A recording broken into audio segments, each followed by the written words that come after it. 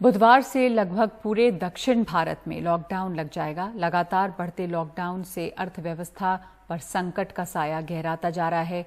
अब rating agency CRISIL ने अपनी ताज़ा रिपोर्ट में कहा है कि भारत के विकास दर पहले के अनुमानित 11% से 8.2% तक गिर सकती है। मंगलवार को तेलंगाना के मुख्यमंत्री ने बुधवार सुबह 10 बजे से पूरे राज्य में 10 दिन के लॉकडाउन का ऐलान कर दिया। यानी अब लगभग पूरा दक्षिण भारत अगले कुछ दिन लॉकडाउन में रहेगा। अर्थव्यवस्था पर नजर रखने वाली संस्था क्रिसिल ने अपनी ताजा रिपोर्ट में आगाह किया है कि अगर मई 2021 के अंत तक कोरोना की लहर चरम पर पहुंचती है तो जीडीपी की विकास दर अनुमानित 11% से गिरकर 9.8% रह जाएगी।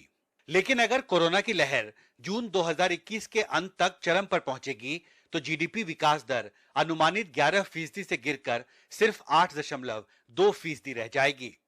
क्रिसिल के मुताबिक पहली लहर के मुकाबले कोरोना की दूसरी लहर के दौरान लॉकडाउन कम सख्त है, लेकिन उसकी फ्रीक्वेंसी ज्यादा है।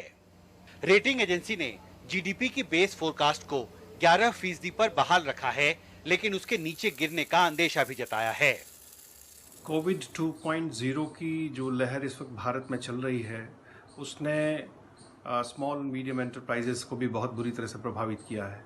आप खुद ही बताएं, यदि यूनिट एक महीने तक लॉकडाउन हैं तो वो कैसे अपने जो उनकी कंप्लायंसेस हैं या पेमेंट्स हैं स्टैट्यूटरी, उनको कैसे दे पाएंगी, वर्कर्स का कैसे पेमेंट कर पाएंगी।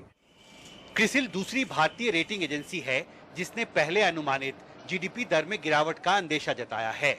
इससे पहले इंडिया रेटिंग्स एंड रिसर्च ने कहा कि अगर मई के मध्य तक कोरोना के मामले घटने लगे तो विकास दर पहले के अनुमानित 10.4% से घटकर 10.1% रह जाएगी।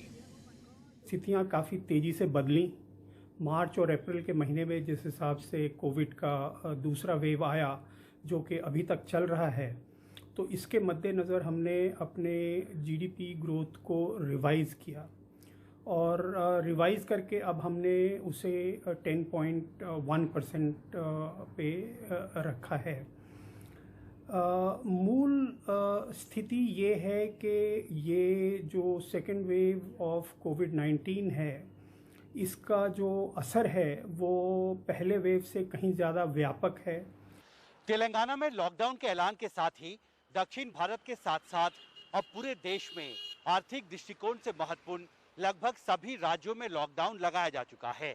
जाहिर है इस लॉकडाउन का बिजनेस और व्यापार पर देश के एक बड़े हिस्से में असर पड़ना शुरू हो गया है और अब कोरोना महामारी का साया एक बार फिर भारतीय अर्थव्यवस्था पर गहराता जा रहा है।